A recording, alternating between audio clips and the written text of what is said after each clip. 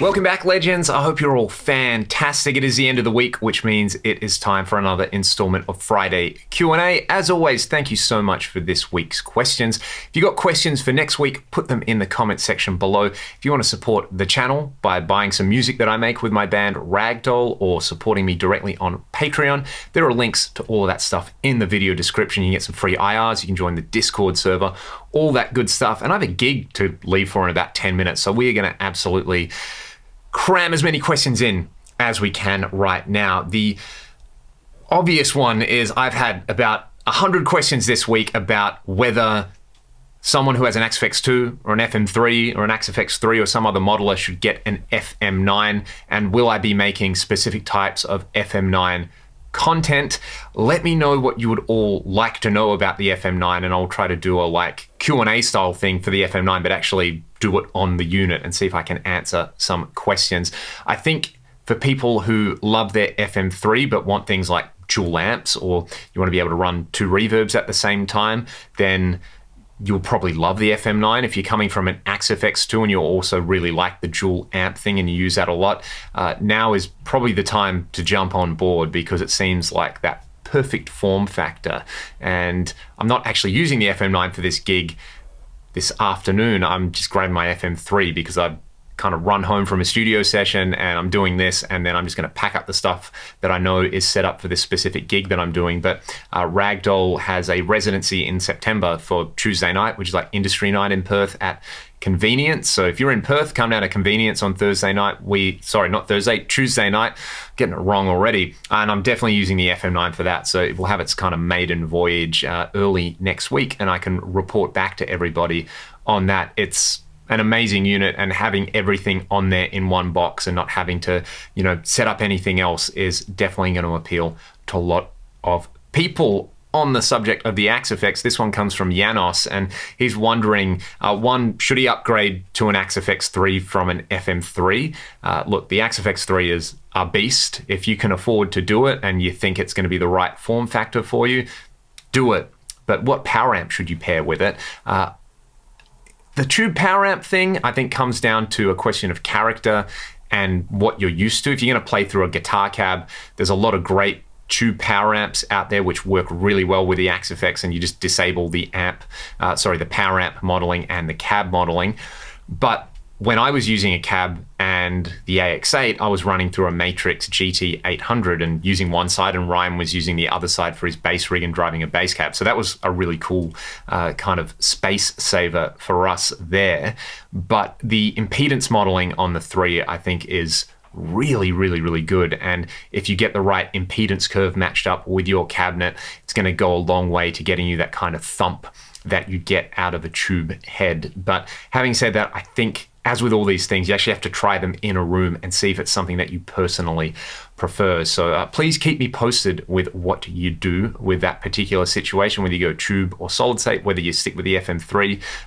I'm always keen to hear about people's gear journeys, because I feel like I'm just on a constant gear journey like the rest of everybody else out there. Okay, am I aware of Paul Gilbert's Guitar Escape? Yes, it looks pretty amazing. And I mean, I love Paul. I think he's not only one of the best players on the face of the earth, he's also one of the very best instructors. And I do get a little bit envious looking at some of the stuff that happens over in the US with regards to this, whether it's like the Vi Academy or the Petrucci Guitar School or the Woodshed experience that happened last week, or Paul Gilbert. It seems like such a cool way for players who, a generation ago, there would have been no way to even interact with them, and now you can see so many of them on social media, uploading on YouTube. They do these like guitar escapes, and I would love to go to one day. So if you get the chance, definitely do that thing. Alrighty, what's the oldest guitar I own?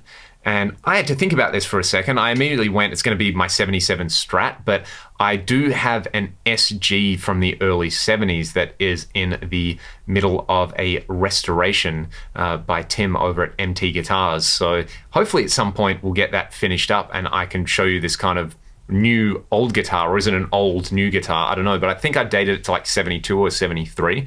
I do have a few videos on my channel with that particular guitar, and it's really, really fun. It just has that Iominess about it. That's what I want to play every time I pick it up anyway. So yeah, keep your ears and your eyes peeled for that one, hopefully over the next couple of months. Next question relates to the Floyd Rose, and this one is from Tim. Tim, I hope you're doing really well, mate. I know you've had some struggles with your health recently, but sending some love your way. Sending your love some way, mate. I hope it all goes well. But he kind of mentioned that Ragdoll reminds you of like Thin Lizzy, Rush, and a few other bands, which they're all my favorite bands. So I think we understand where we're coming from. And yeah, Ryan definitely has that special ability that people like Phil or, you know, James Dewar or Lemmy, where you can play bass and you can hold down the low end and you can sing. Yeah, I think that seems to be a common thread with a lot of those bands that we like. So I guess it's one of those situations where, did I get lucky to kind of meet someone who could play bass and sing, or did the rest of us just like bully poor Ryan into like, no, you got to sing and you got to play bass. That's the thing. Maybe a bit of both. And yeah, Brian Downey from Thin Lizzy is amazing. I totally agree. And much like Cam, very, very tight drummers who, you know, they just sit there and they get the job done. Great band. But your question, have I ever been through a period where I use Floyd Rose equipped guitars a lot? I've definitely been through a period where I bought guitars with Floyd Roses thinking I'm going to use them, and then after a week get discouraged and then block them, and then get another guitar with a Floyd thinking this is going to be the one that I'll leave set up. But the most recent one that I got is, it's right there, that purple guitar, the Schroeder from Germany. And I'm not going to block that one. That is my Floyd Rose guitar. I'm going to pull that one out very soon for some kind of whammy stuff. Maybe I'll do an installment of 5-minute licks talking about some whammy bar things you can do. If you want to hear that, let me know. The next one, how would I go about integrating something like a Sansamp PSA-1 into a modern modeler rig, like with a Helix or with an Axe-Fx?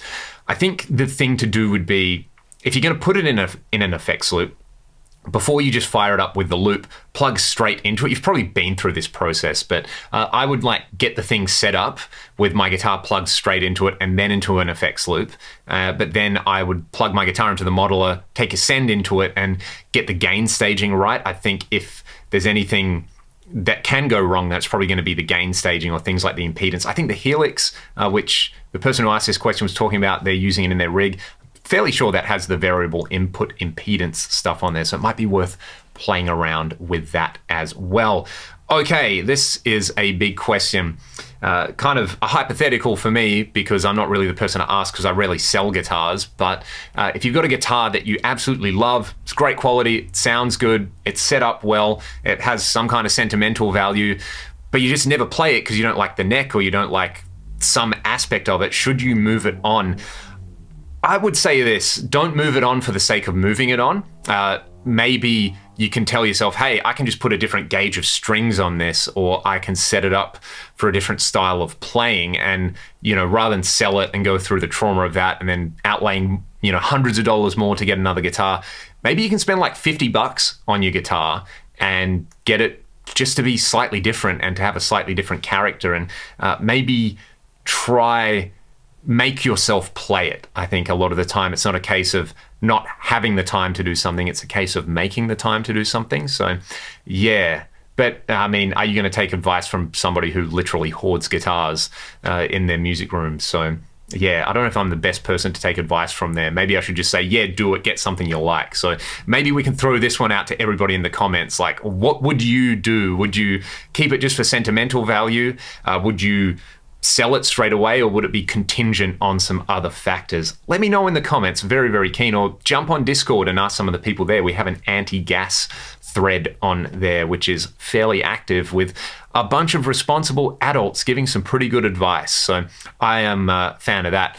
Back to talking about gear though. Do I still rate the Wazza tube amp expander? I certainly do. I still think there's not many things out there, if anything, that really does what it does. And as an all-in-one solution, I know several people who own those things, use them with their tube heads. You know, they don't want to go down the route of getting a modeler or something. They just want to plug into their amp and plug it into this other thing and have the thing set up to work.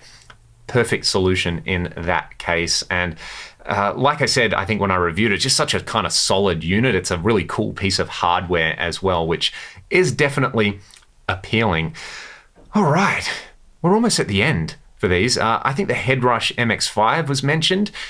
Looks pretty cool. I actually did a gig a couple of weeks ago. We did this set of Whitesnake songs with a bunch of my buddies from town, and one of my ex-students, Miles Green, played guitar. And Miles, if you don't know who he is an amazing, amazing player, and he's using the big Headrush, and it sounded fantastic. He was using that and the monitor. I had my FM3 and a CLR over there, and I thought they blended together quite well.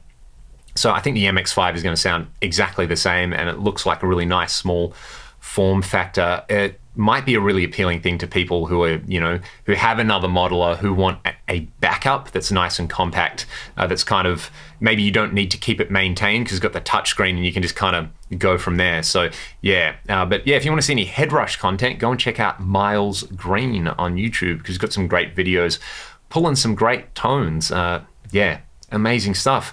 You know what? It is that time. I got to run and go and make a bunch of guitar noises this afternoon.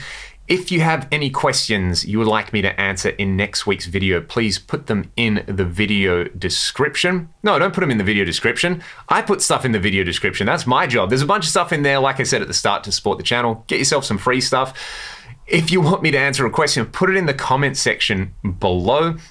If you're in Perth, on Tuesday night, Ragdoll are starting our residency at Convenience. Come down. I think there's a bunch of specials on all the delicacies people like to tuck into at those kind of late night venues. Have yourself a fantastic weekend. I will see you next time. Thanks as always. Cheers.